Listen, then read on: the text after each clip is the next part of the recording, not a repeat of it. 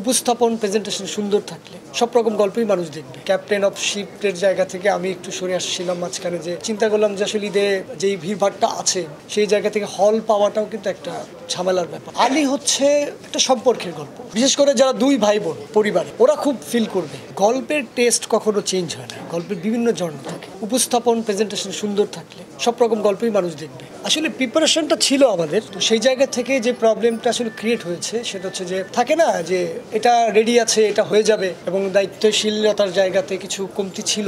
যে আমার জায়গা থেকে আমি বলবো যে ক্যাপ্টেন অফ শিপের জায়গা থেকে আমি একটু সরে আসছিলাম মাঝখানে, যে ঈদে আসার মূলত প্ল্যানটা ছিল আমার, ঈদে আসবো। ঈদে একটা সময় চিন্তা করলাম যে আসলে ঈদে যেই ভিড়ভাড়টা আছে বিভিন্ন রকম সিনেমার এবং বড় বড় সিনেমা ছিল, সেই জায়গা থেকে হল পাওয়াটাও কিন্তু একটা ঝামেলার ব্যাপার হয়ে যায় ছোট সিনেমার ক্ষেত্রে। তো সেই জায়গা থেকে আশা করছি যে আমরা প্রিপারেশনের জায়গায় আমরা পরিপূর্ণ রাখার চেষ্টা করেছি বা আছে। গল্পটা মানে কতটুকু তুলে আনতে পেরেছি আমার চিন্তার জায়গা থেকে, সেটাই আসলে প্রমাণ করবে সিনেমাটা আসলে মানুষের দ্বারগোড়ায় পৌঁছাবে কিনা। না, আসলে সিঙ্গেল স্ক্রিনে আসলে বৃষ্টি বন্যা সারা দেশে আপনারা জানেন, সেই জায়গা থেকে আসলে বসুন্ধরা টিস্যু অশুদ্ধতার বিরুদ্ধে এক বিন্দুও ছাড় নয়।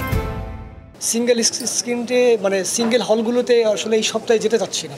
ফার্স্ট সপ্তাহে, সেকেন্ড সপ্তাহে আমাদের প্ল্যান আছে সিঙ্গেল হলগুলোতে যাওয়া।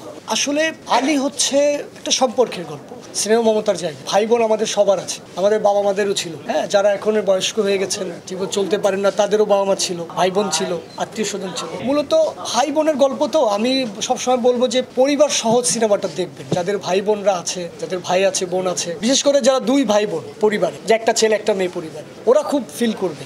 আলী চরিত্রটা আসলে আমি এর আগেও বলেছি, এটা হলো একদম আমার যে ডিরেক্টর হিসেবে মনে হয়েছে যে এই চরিত্রটার জন্য ইরফান ও পারবে, ওকে পিক করলাম।